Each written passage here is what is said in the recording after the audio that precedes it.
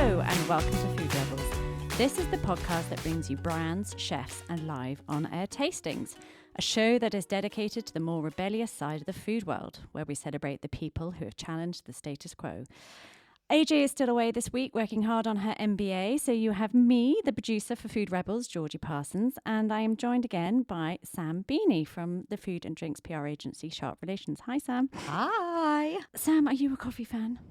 I've got a confession which I was saving for this. Oh, wow. I am a coffee fan, but only from about 6 months ago. Oh, wow. A newbie. Oh, well, you have got a treat in store for you today, that's for sure. So today's guests are inexplicably linked, really, by their products, but the end results are very different and they make a really great partnership. So I'm really excited to have on Theo Garcia from Solo Coffee. Hi, Theo. Hi, thank you very much for having me. And Holly Harwood, from CAFÉ Solo. So welcome. Thank you. Nice to be here. Really lovely to have you on. So I'm super excited because I'm a massive coffee fan.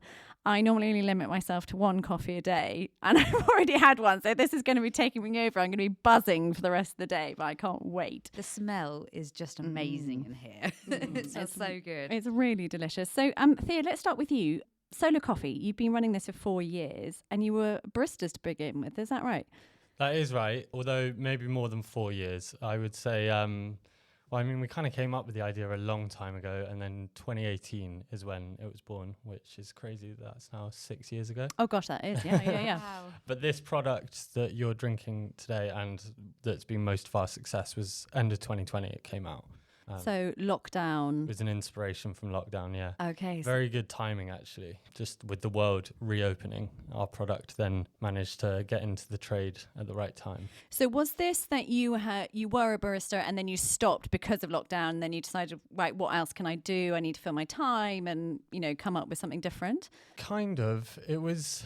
So from a very young age, like many young people, I just started working in cafes and then got totally obsessed with making the coffee and then went down that road of how good can I get at making a cup of coffee. Yeah. Started working for some amazing cafes, doing a lot of commuting for minimum wage barista jobs, but I was just completely obsessed with coffee.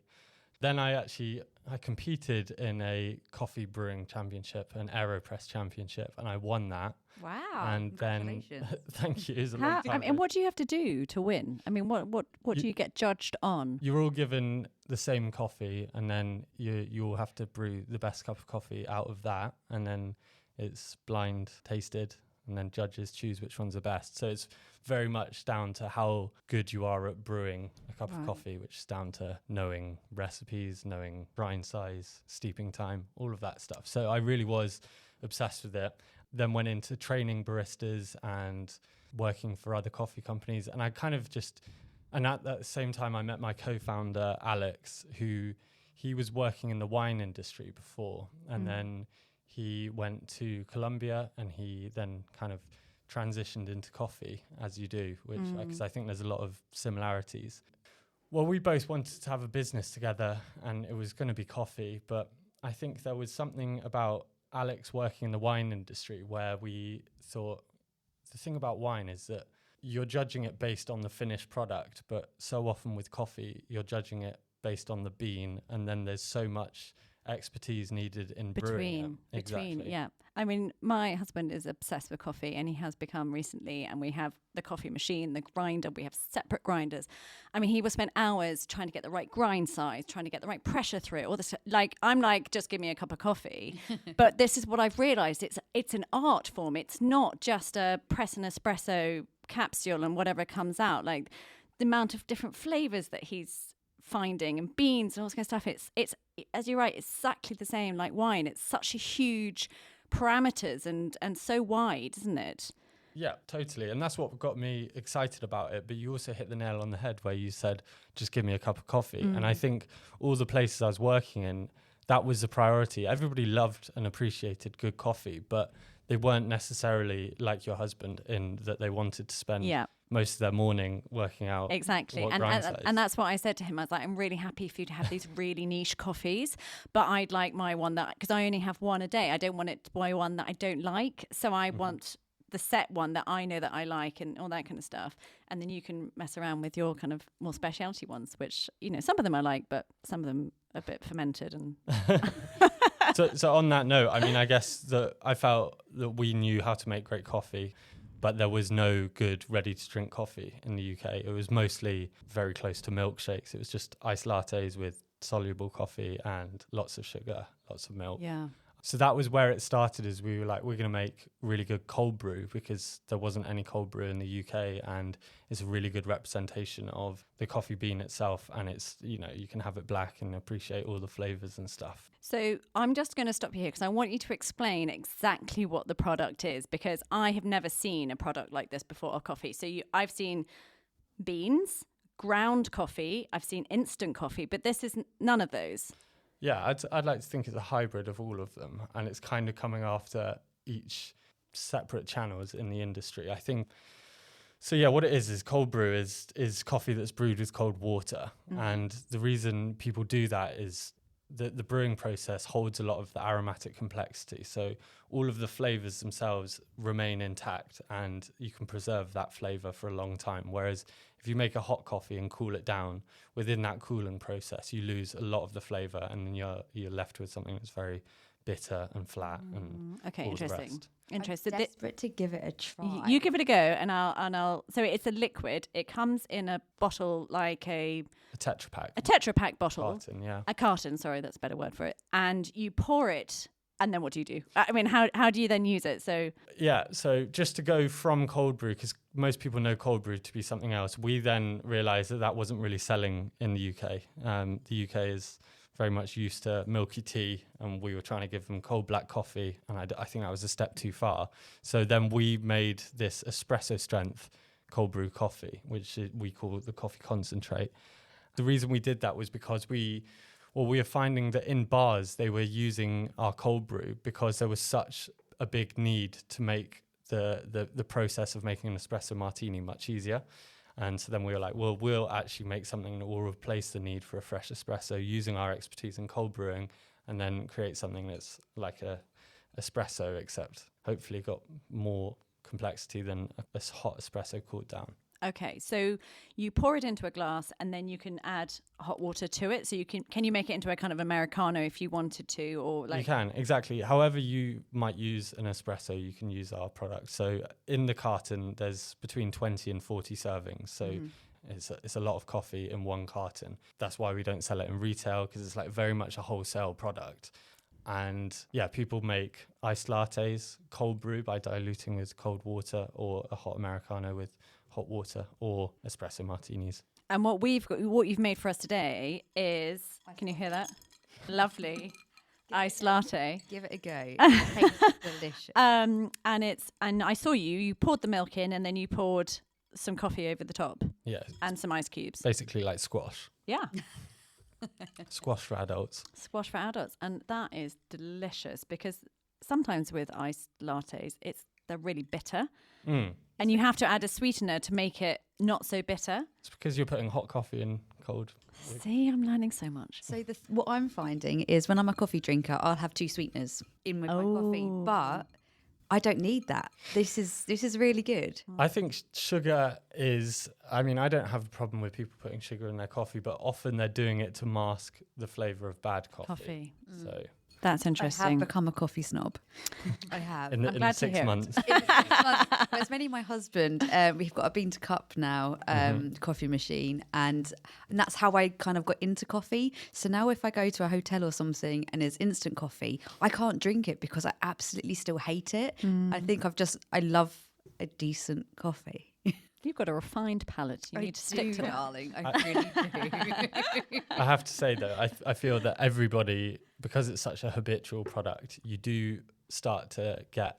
You tend to have your preferences on how you're going to be drinking it, which is why also we made our product, which is the customizable aspect of our product is very important to its success, because I think that if something's ready to drink, except you don't like the finished product, you won't go back for it. But with ours, if you think it's too strong, then you put less. If you think it's too weak, you put more in. So you can't buy that not in retail or anything at the moment? Not in supermarkets. Our business is very much focused around premium liquid extract of coffee. at the moment, this is our hero product, but all of our MPD around it will be in highlighting this amazing new element of coffee, which is these premium coffee extracts. So that's just like a hint at maybe what we'll be putting in supermarkets. Something might be coming. Yeah. Something might on its way. And I can see you're launching into the US as well. We launched in the US in December. The US is a completely different coffee market. I don't know if you've ever had a coffee in the US, but well, it's horrible. well, they drink a lot more of it, Yeah. and it's a much bigger country. And I'd say the biggest difference is they love innovation generally. I think they're always looking for new things, and in the UK, especially in the food and drink market, we hold on to our traditions, and so that's been hard for us in trying to get people to try new things. But in the US, they're very open to it. Very much so. But they're very kind of filter coffee.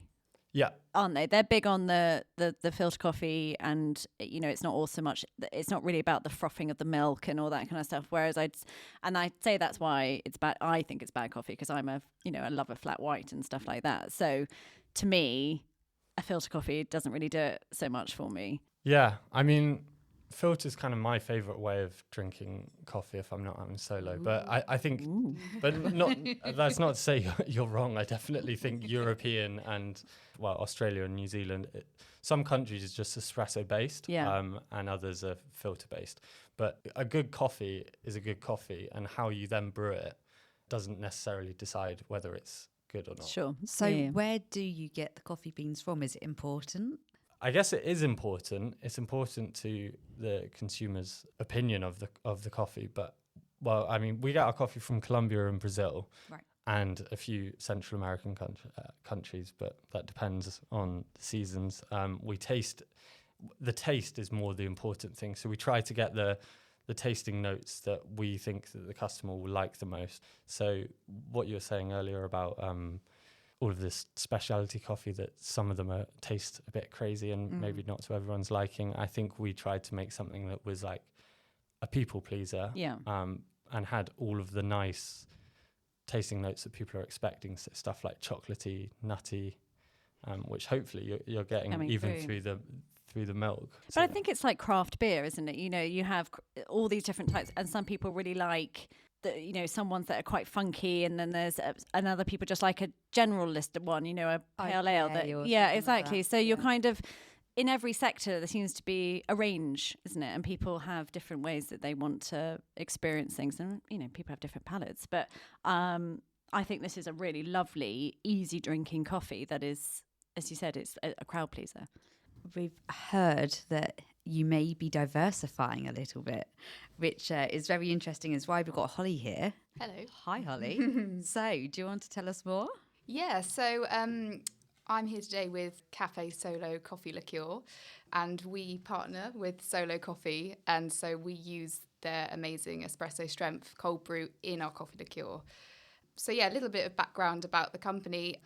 I'm the brand manager. I actually created this brand and the liquid and the design, which I'm really excited about.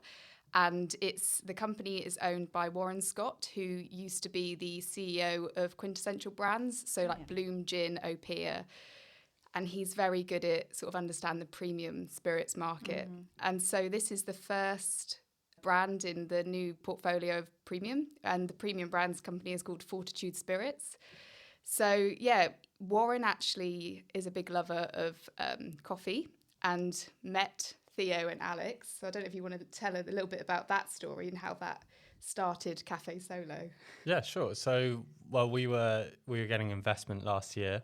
We got speaking to Warren, and he seemed like the perfect person to come on board the journey. And I think from the very first meeting, he got quite excited. I'd hope for our business, but also what the business can then do, and very quickly saw the opportunity to create a new brand alongside it. So, Holly, how do you go about creating a new liqueur?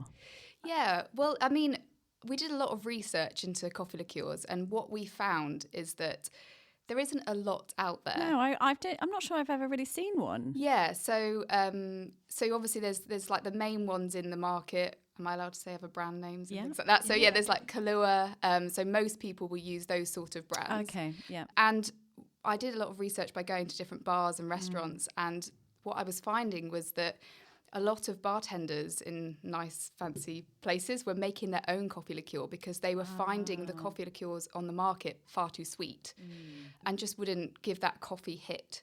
And so we wanted to make a premium coffee liqueur that it kind of was the bartender's coffee liqueur, but also made in the UK. And it has a lot less sugar, but have more of an impact of the coffee.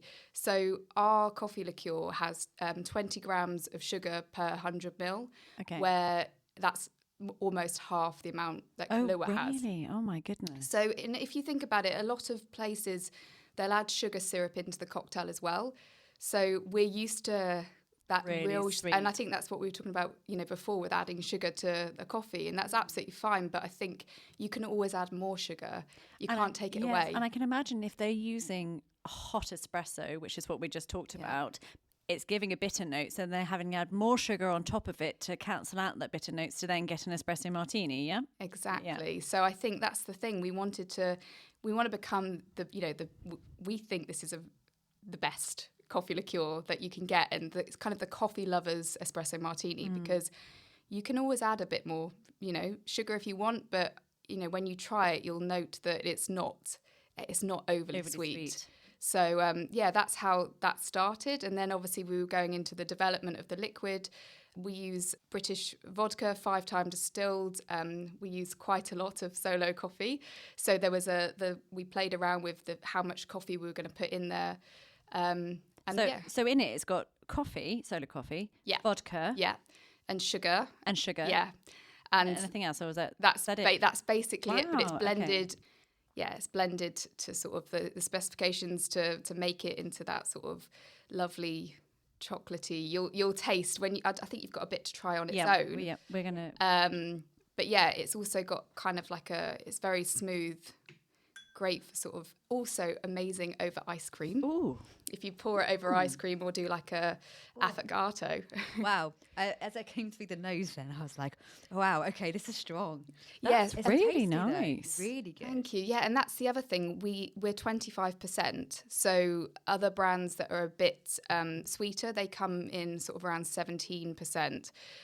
So, we're going the stronger side. And coffee cocktails are so popular now, and especially espresso martini. A lot of younger people are starting to drink cold cocktails, which obviously Theo talked about before.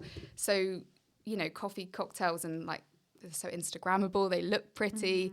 And I think, it's having that sort of less alcohol but better. So it's the better quality. So people are really thinking about the quality of the ingredients they're putting in their cocktails now. So we've got this delicious looking espresso martini here. Beans and all. First of all, there is apparently something about the beans. So tell us about the beans first. Yeah, so there's traditionally you put 3 coffee beans on the top, and they represent health, wealth and happiness. Love that. So the 3 beans are nice, important. So this is... do you drink the beans or do you leave the beans? Tell me about the consumption of the beans. You could. I mean, I like the idea of having the chocolate beans on the top as well. They'd be quite nice. But yes, I have had those before, the coffee chocolate ones. But so this is just 3 ingredients, and this is made with our CAFÉ Solo original coffee liqueur, Solo coffee and vodka. So... you don't need to add sugar to it, but obviously if you like it sweeter, you can add a little bit more coffee liqueur, or you can add a bit of sugar syrup. But you can tell. I mean, we really probably should have done a taste test next to some other ones, because then you'll notice that sort of real punch of coffee. Okay. But it looks beautiful. How do you get the frothiness that is that kind of iconic look of the espresso martini? How, it's not that easy to do, because I've tried to do it myself before, and they haven't turned out looking as beautiful as this. Well, this is where the coffee comes in, and this is why we've partnered with Solo, because they do this so well. So actually, Theo, take it away and explain why the coffee. Well, so that was our starting point for developing this product. Is we knew that it would have to have the same foam as a fresh espresso, so it's all in the coffee, the foam, and it's simply when coffee is strong enough and it has the right oils in and the right solids. When you shake it up with ice, it creates a foam. But I think the problem is... so it's the shaking with the ice that creates the foam, is it? Yeah. Okay, Yeah. amazing. But it's got to have those, It's got to have the oils to Yeah. emulsify with it. Yeah. Yeah. I mean, well, there are lots of cold brews that try to go into espresso martinis, and so often they struggle. It makes quite a flat, non-frothy espresso martini, and that was, priority number one. Make it look good. Well, it doesn't only look good, it tastes delicious as well. And I'm really intrigued about actually how unsweet that is. Yeah. And I was talking earlier about, actually just before we came in, about how I don't really drink cocktails anymore because I find them too sweet. Yeah. And actually that's a really lovely balance of kind of, it's much more about the flavour than just a hit of sugar. Yeah, definitely. I mean, we've got on the back of our bottle, we've got an equal parts recipe. So it's equal parts of everything. But actually what I've done with this, I've put a little bit more on our website. We have a slightly sweeter version as well. So you can just add a little bit more coffee liqueur into it. Because, everyone has their different preference. But I think the great thing is that, without it being so sweet to start with, you can always add more sugar. But as you say, if you've got a cocktail and it's already got, a very high level of sugar in, and then you're adding more sugar, you just can't taste the coffee. And I think, the espresso martini was created in the 80s by bartender Dick Bradsell. And the story goes that a model who became quite famous walked into his bar quite late at night and asked him to make a cocktail that was going to wake her up and her up. So he thought coffee, vodka, so he threw it together. And that's how the espresso martini was made. So when you're drinking an espresso martini, I think you need that really strong hit of coffee. But also, you've got the vodka in there as well.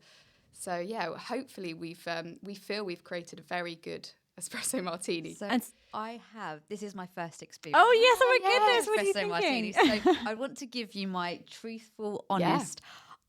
I don't know if I'm ever going to be able to drink a normal espresso martini now without comparing it to this, because this is really palatable. Like, you've got that kind of creaminess, but you get the punch of the liqueur, but enough coffee to go, it's going to wake me up. Yeah.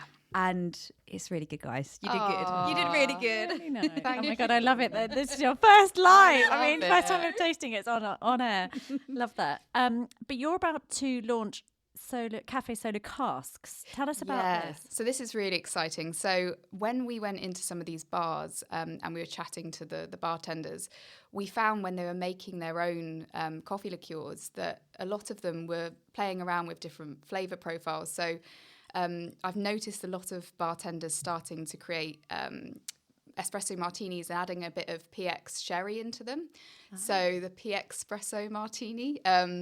And so we were talking about different casks that we could finish the coffee liqueur in. So we've got our first one that's being rested at the moment, which I've tasted recently, and it tastes amazing. And it's a PX sherry cask from Jerez in Spain.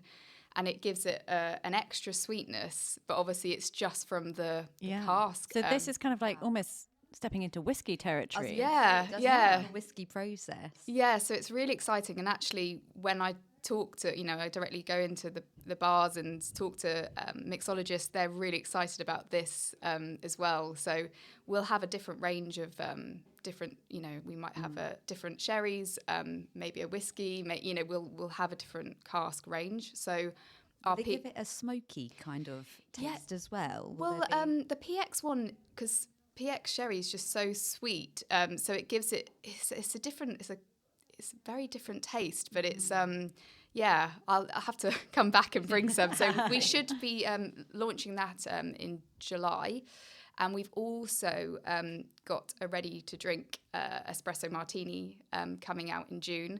And we feel that it is the coffee lovers espresso martini and the best one you'll get in a can. Amazing. So is this going to be in retail where consumers can get it directly? Yes. And is it a can? How is it presented? It's a can. It's a bar quality and strength, so it'll be 15%. It's got solo coffee in there as well, so it's literally what you're drinking now is what is in our can. So we're very excited about that. Perfect. And just talk to us about shelf life and stuff. So, for the coffee, Solo Coffee, how long does that last once you've opened it? 12 months unopened, and then once opened, it's best to have it within 28 days. 20. Okay, fine. Quite a long Yeah, time. yeah. That's good. Yeah, I mean, that's the magic of Tetra Pak, to be honest. Keeping things fresh. But it is just coffee and water in our product, so Yeah. there's not much to go wrong. You just need to make those espresso martinis, and then you'll get through it quite quickly. Well, I summer's coming up. I just feel like I would like to have. I love having iced coffee in the summer, and I just feel like this would be really nice to have a bottle of this in the fridge to have that option. Well, I'll leave that carton with you. Perfect. My husband used to go through a process. He'd literally go to the coffee machine, put coffee over ice, and then have to add milk. And it's quite a process. To have this as an option is great. Yeah, and as I was saying earlier, I always feel like it needs something sweeter in it. It's so funny. As soon as it starts to get a tiny bit hot outside, our online sales just go crazy, and it like catches us by surprise every year, because most of our business is selling to bars, and they use it for espresso martinis. But obviously, the at-home consumer just goes mad for iced coffees. Yeah, it's barbecue heaven, right? Yeah, and we also do a boozy iced coffee, which Tell me more. well, yeah, sorry to jump on that, Theo, but you just add, obviously there's Solo in our coffee liqueur, but you just add milk to the CAFÉ SOLO coffee liqueur. Oh, wow, okay. So it becomes if you're doing brunch and you fancy a boozy iced coffee, then that's the way to go. Amazing. Nice. That sounds wonderful. And let's talk about where you can buy CAFÉ SOLO. Yeah, so we only launched in March, so we're very new. So which is why it's so wonderful to be able to talk about it. And we're on Amazon and Drink Finder and Master of Malt online. And obviously currently, speaking to the on-trade and getting out in some of those bars. So let's keep the conversations going, and hopefully we can get into a retailer soon. But Well, can I just say, from a PR point of view, if you launched in March and you're already in them retailers, you're doing great, guys. Amazing. Really, really good. And wonderfully that you've done, you're doing a giveaway with us on our Instagram account. Yes. So have a look out and you could win the full kit for making an espresso martini, which will be amazing. And then Solo Coffee, you are giving our listeners 20% off on your website. That's right. Do you want to just tell us what your website is? It's solocoffee.co.uk. You can buy it there, and then on Amazon, Ocado. But yeah, like I said, not much retail for now. But if you can buy on Amazon, I mean that's great. I mean, most people. And then you don't have to go to the supermarket and get loads of bottles of stuff for a party. I think you cater for the party size.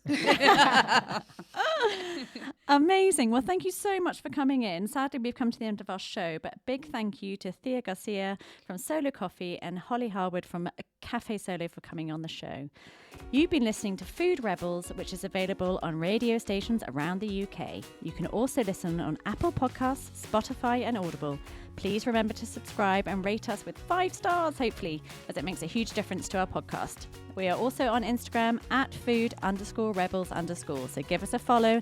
And if you'd like to come on the show, send us a DM. Thanks for joining us, and make sure you taste the rebellion.